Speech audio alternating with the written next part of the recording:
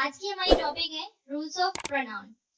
Rules of pronoun में हम ये देखेंगे कि कौन से प्रोनाउंस हमें कहाँ कहाँ पर किस तरह से यूज करना चाहिए।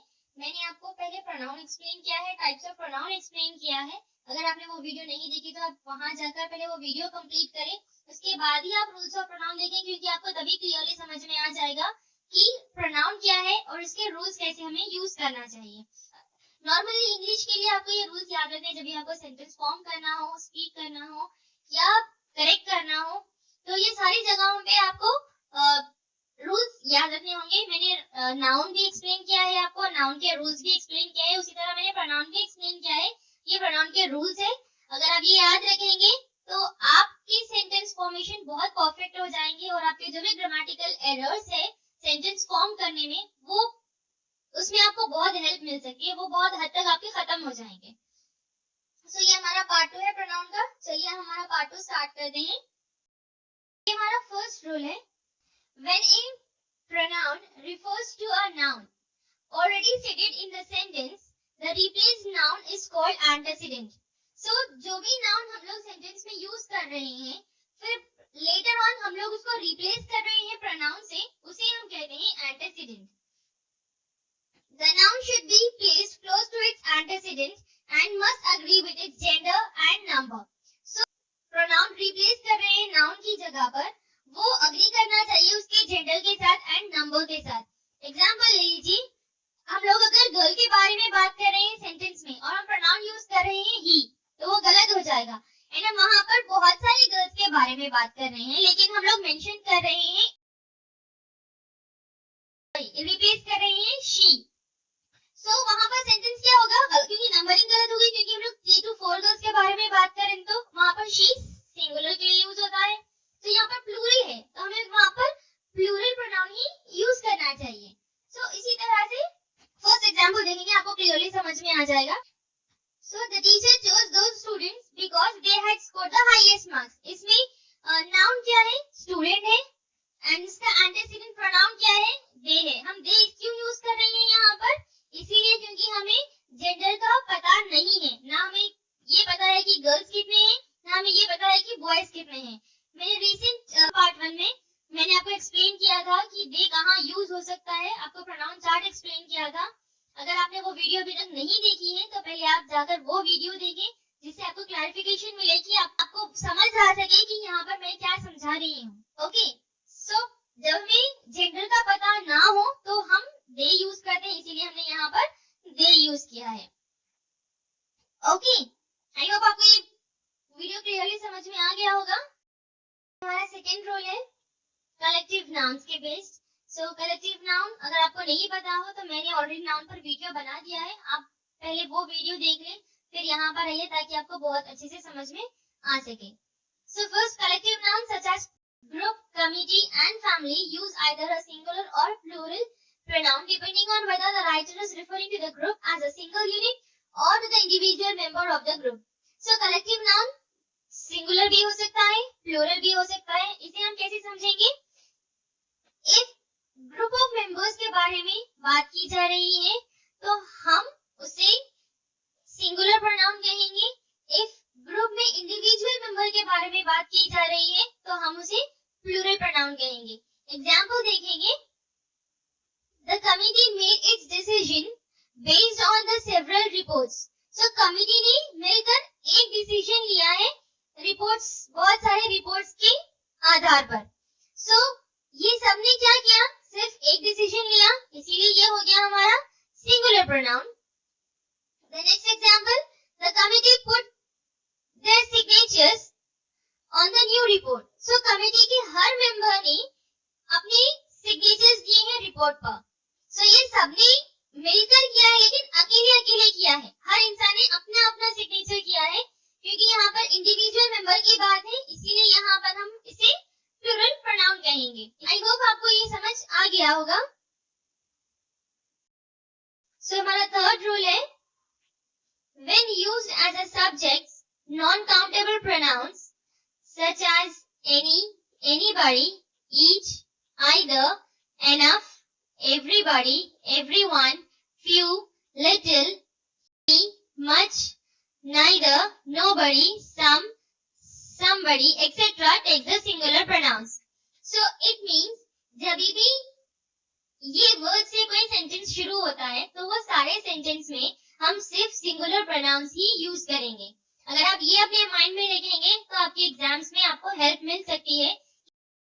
कोई भी सेंटेंस ये सारे वर्ड से शुरू होते हैं, उसमें हमें ये देखना होगा कि इसके सेंटेंस में सारे प्रोनाउंस जो लगे हैं वो सिर्फ सिंगुलर प्रोनाउन होने चाहिए। एग्जाम्पल देखिए, neither is going to the concert, so he or she needs to give the tickets away. So कोई भी कॉन्सर्ट में नहीं जा रही है, इसीलिए कोई एक लड़के को या कोई एक लड़की को टिकट्स वापस देने होंगे। So ये हो गया हमारा सिंगुलर प्रोनाउन, क्योंकि ये सेंटेंस शुरू हुआ था हमारे neither से। Next, someone needs to take the garbage out. किसी एक को गार्बेज बाहर फेंकना चाहिए, but nobody volunteers to do the same. लेकिन किसी ने भी ऐसा नहीं किया। So ये भी हो गया हमारा सिंगुलर प्रोनाउन, क्योंकि यहाँ पर भी सेंटेंस someone से शुरू हो रहा है। आई होप आपको समझ में आ गया होगा। So ये हमारा फोर्थ रूल है, if the pronoun appears before the main verb, अगर कोई भी प्रोनाउन मेन वर्ब से पहले यूज हो रहा है तो वहां पर जो प्रोनाउंस हम लोग यूज करेंगे वो है हमारे सब्जेक्टिव केस वाले प्रोनाउंस, जैसे कि I, you, he, she, it, we, they and who. If the pronoun appears after the main verb, अगर कोई प्रोनाउन हम लोग मेन वर्ब के बाद लिख रहे हैं तब हम लोग यूज करेंगे ऑब्जेक्टिव केस वाले प्रोनाउंस, जैसे कि me, you, him, her, it, us, them, who and whom। Example देखिए, आपको क्लियरली समझ में आ जाएगा।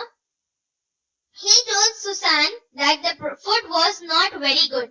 So यहाँ पर ये told हमारा क्या है, ये है हमारा वर्ब, ये हमारा main verb. So main verb से पहले अगर प्रोनाउन होगा तो वो हमारा सब्जेक्टिव केस वाला प्रोनाउन होगा, जैसे कि यहाँ पर लिखा है I, you, he, she, it, we, they and who. इनमें से ही कोई एक यूज करना है हमें। So यहाँ पर वर्ब से पहले है, इसीलिए हमने सब्जेक्टिव केस वाला प्रोनाउन यहाँ पर यूज किया है। So यहाँ पर मेन वर्ब से पहले ही आ रहा है, राइट।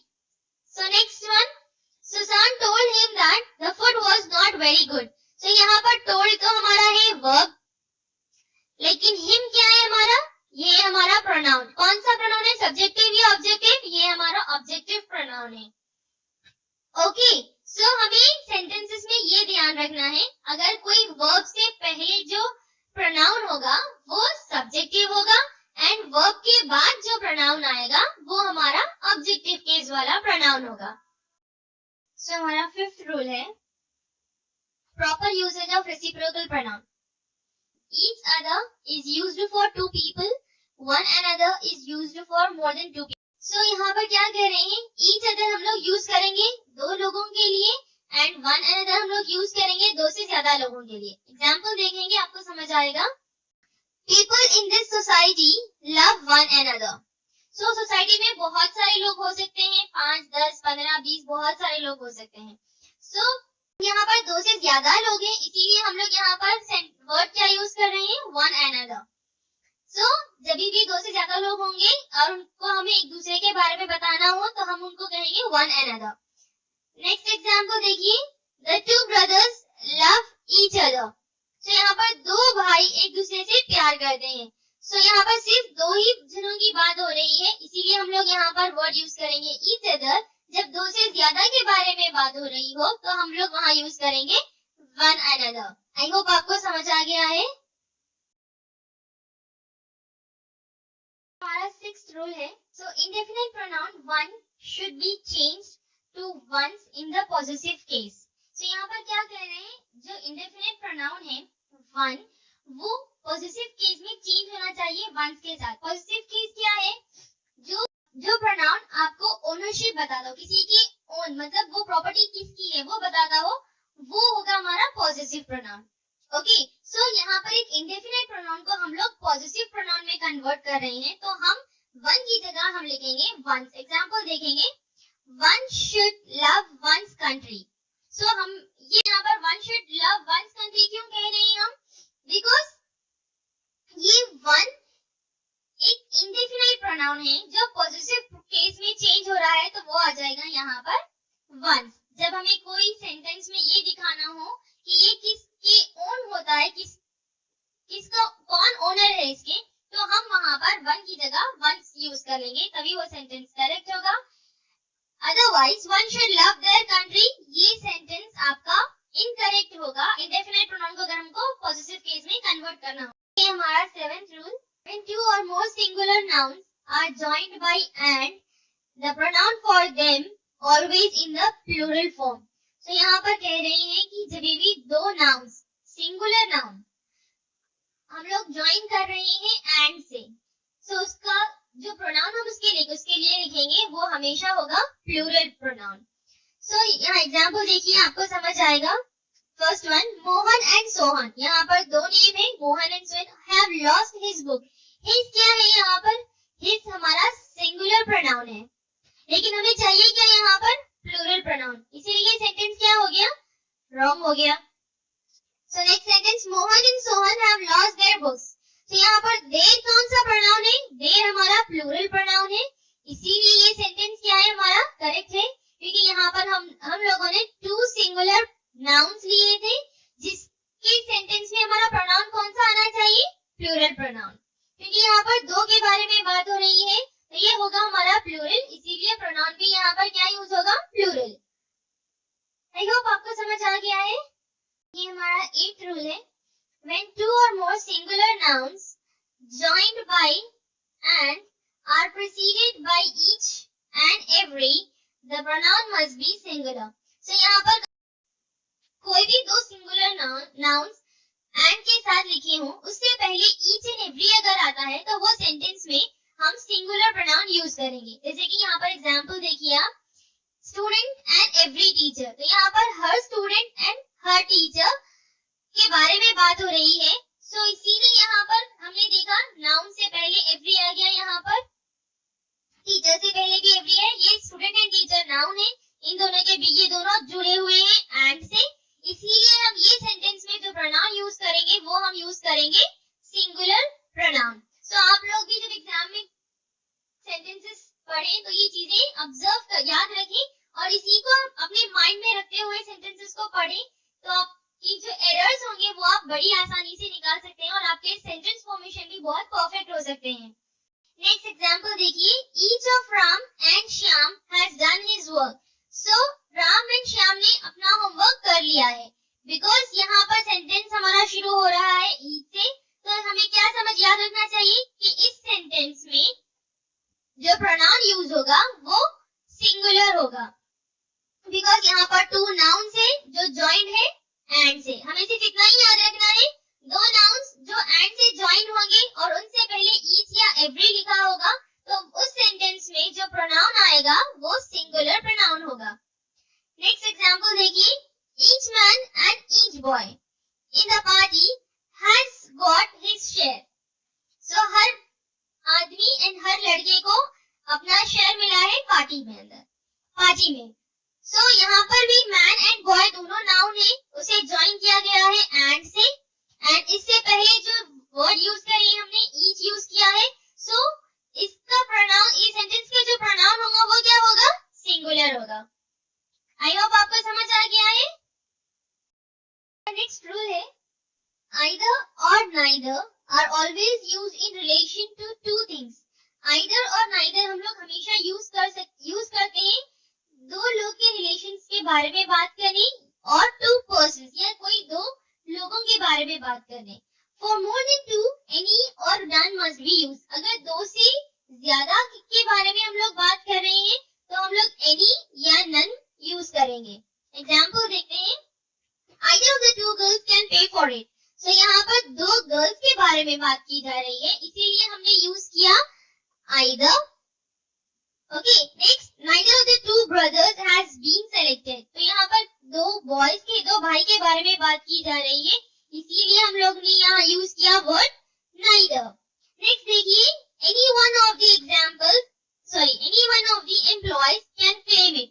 So कोई भी एम्प्लॉय क्लेम कर सकता है। तो यहाँ पर any यूज किया गया है क्योंकि यहाँ पर एम्प्लॉय तो बहुत सारे हो सकते हैं, 1 2 3 4 10 20 बहुत सारे हो सकते हैं। सो उन सबको बोला गया है कि कोई भी एम्प्लॉय ये क्लेम कर सकते हैं। So none of the student of this class has passed.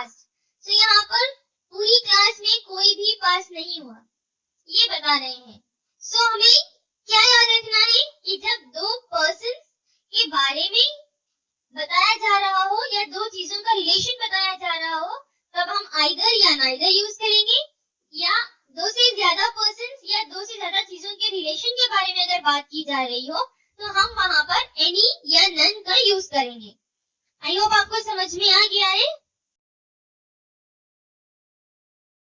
ये हमारा 10th रूल है. While confessing a fault or expressing a negative idea, the sequence of the personal pronoun should be as follows. So जब भी हम अपनी गलती माने या कोई नेगेटिव आइडिया बताएं, तो हमारे वो कन्फेस करने का एक तरीका होता है. वो कैसे? So हमें फर्स्ट पर्सन के बारे में बोलना चाहिए, फिर सेकेंड पर्सन का नेम, फिर थर्ड पर्सन का नेम लेना चाहिए. एग्जाम्पल देखिए, आपको समझ में आ जाएगा. I, you and he are in the wrong and will be punished. So यहाँ पर ये लोग कन्फेस कर रहे हैं कि मैं, तुम और वो तीनों ने गलती की है और हमें पनिशमेंट मिलेगी. So जब भी आप सेंटेंस देखो जिसमें कन्फेशन है अपनी गलती का, so आपको ये याद रखना है कि हम लोगों को पहले फर्स्ट पर्सन लिखना है, फिर सेकेंड पर्सन एंड फिर थर्ड पर्सन लिखना है. आई होप आपको समझ में आ गया होगा. 11th रूल है, सेम जैसे हमने पहले पढ़ा था वैसे ही है, लेकिन वहां पर हमने नेगेटिव आइडियाज के बारे में बात की थी. यहाँ पर हम पॉजिटिव आइडियाज या किसी को शाबाशी देते वक्त की बात करेंगे. So while expressing a positive idea or praise, the sequence of the personal pronoun. So sequence किस तरह होना चाहिए personal pronoun का? फर्स्ट हमें लिखना चाहिए सेकेंड पर्सन के बारे में, then third person, then first person. So एक एग्जाम्पल देखिए, आपको समझ में आ जाएगा. You, he and I. Second person, third person and first person. I will get an award for the good work we have done. So ये लोग बोल रहे हैं कि हमने जो भी अच्छा काम किया है उसके लिए अवार्ड मिलेगा. Second example. You, he and I finished the work. So तुम उन्हों और मैं तीनों ने अपना काम कंप्लीट कर दिया है. So next, you, Ram and I have finished our studies. So तुम, राम और मैं, हमने अपनी पढ़ाई कंप्लीट कर ली है. इस तरह से हम पर्सनल प्रोनाउन को यूज करेंगे जब हमें पॉजिटिव आइडिया या किसी को प्रेज करना हो. आई होप आपको समझ आ गया होगा. ये हमारा 12th रूल है. Some is used in affirmative sentence to express quantity or degree. Any is used in negative or interrogative sentences. So it means some हम यूज होता है affirmative sentence में. Affirmative means answer of any question. Affirmative means answer of any question. और positive sentence. So some वहां use होता है जहां पर affirmative sentence आता है, means आंसर देना जहां होता है हमें, हम वहां पर some यूज करते हैं, या हम उसकी क्वांटिटी दिखाने के लिए यूज करते हैं, या तो फिर उसकी हम डिग्री दिखाने के लिए यूज करते हैं. Next, any is used in negative or interrogative sentence. any हम तब यूज करते हैं जब हमें किसी से क्वेश्चन करना हो. इंटरोगेटिव सेंटेंस मींस ऐसे सेंटेंस जिसमें हम किसी से क्वेश्चन करें. अफर्मेटिव मींस आंसर देना, इंटरोगेटिव मींस क्वेश्चन पूछना. सो एक एग्जांपल देखिए, आपको समझ में आ जाएगा. I shall buy some apples. So यहाँ पर ये कह रहे हैं I shall buy some apples. तो यहाँ पर ये कह रहे हैं कि मुझे कुछ एप्पल्स खरीदना चाहिए. नेक्स्ट देखिए, यहाँ पर some यूज हुआ क्योंकि ये एक आंसर फॉर्म है. Next, I shall not buy any apples. So मुझे कोई भी एप्पल नहीं खरीदना है. Okay. Next, have you bought any apples? यहाँ पर पूछ रही कि क्या आपने एप्पल्स खरीदा है. तो ये हमारा इंटरोगेटिव सेंटेंस है क्योंकि यहाँ पर क्वेश्चन पूछा जा रहा है. ओके. ये I shall not buy any apples यहाँ पर बोल रहे हैं कि मुझे कोई एप्पल नहीं खरीदना है. यहाँ पर have you bought any apples? क्या आपने कुछ एप्पल्स खरीदे हैं? तो यहाँ पर दोनों जगह हम any इसीलिए यूज कर रहे हैं क्योंकि ये एक नेगेटिव सेंटेंस है और ये एक इंटरोगेटिव सेंटेंस है. इसीलिए यहाँ दो भी जगह हम क्या यूज कर रहे हैं? any. Next, I shall read any book. any book बोलना सेंटेंस में रॉन्ग होगा, इसीलिए हम कहते हैं I shall read some book. Means कोई एक बुक मुझे पढ़ना चाहिए. I shall read any book sentence formation wrong हो जाता है बिकॉज any नेगेटिव सेंटेंस में आता है या फिर इंटरोगेटिव सेंटेंस में. क्लियर? आई होप आपको समझ आ गया होगा. So uses of which for infants, small animals and objects. Infants हम small babies को बोलते हैं, जो छोटे से बच्चे होते हैं, न्यू बॉर्न बेबीज, उन लोग को हम इन्फेंट्स कहते हैं. स्मॉल एनिमल्स को एंड ऑब्जेक्ट्स, इनके लिए हम विच का इस्तेमाल करेंगे. व्हेन सिलेक्शन इज एक्सप्रेस, जब हम कोई चीज को सेलेक्ट कर लें उसके लिए हम विच का इस्तेमाल करेंगे. या to refer to a sentence, so कोई भी सेंटेंस को रिफर करने के लिए भी हम विच का इस्तेमाल करेंगे. एग्जाम्पल देखेंगे तो आपको समझ आ जाएगा. This is the baby which was lost in the theatre. So यहाँ पर विच का इस्तेमाल हम कब कर रहे हैं, जहां पर हम एक छोटी बेबी की बात कर रहे हैं, वहां पर हम विच का इस्तेमाल कर रहे हैं. Okay, next, this is the dog which my friend bought from the US. Small animal जैसे कि डॉग है, इसीलिए यहाँ पर हम विच का इस्तेमाल कर रहे हैं क्योंकि हम एक डॉग के बारे में यहाँ पर बात कर रहे हैं. Next, which of these television sets do you want to purchase. तो यहाँ पर एक सिलेक्शन के लिए बात हो रही है कि इनको कौन सा टेलीविजन खरीदना है, उसमें भी हम विच का इस्तेमाल कर रहे हैं. He was said to be drunk, which was not true. So ये सेंटेंस को रिफर कर रहा है कि ये जो सेंटेंस पहले बोला गया है वो सही नहीं है. He was said to be drunk, ये एक सेंटेंस बोला गया था, तो हम यहाँ बता रहे हैं कि जो सेंटेंस बोला गया है वो सही नहीं है. आई होप आपको ये क्लियर हो गया होगा. हमारा 14th रूल है use of that. A person, lifeless things and small animals in the singular or in the plural number. So uses of that कहाँ होता है, persons की प्लेस पे. ये lifeless things, कोई भी जो जिसकी लाइफ ना हो उन चीजों की, and small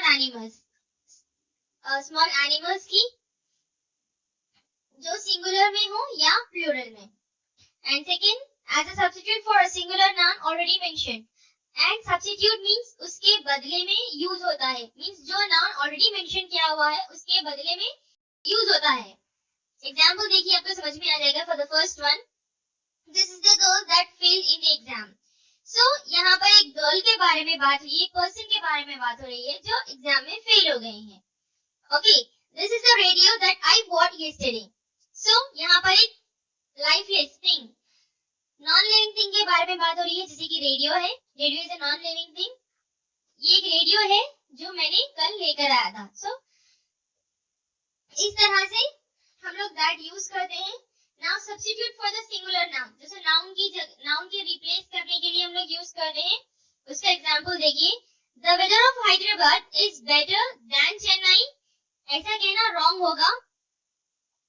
The correct sentence is the weather of Hyderabad is far better than that of Chennai. ये एक proper sentence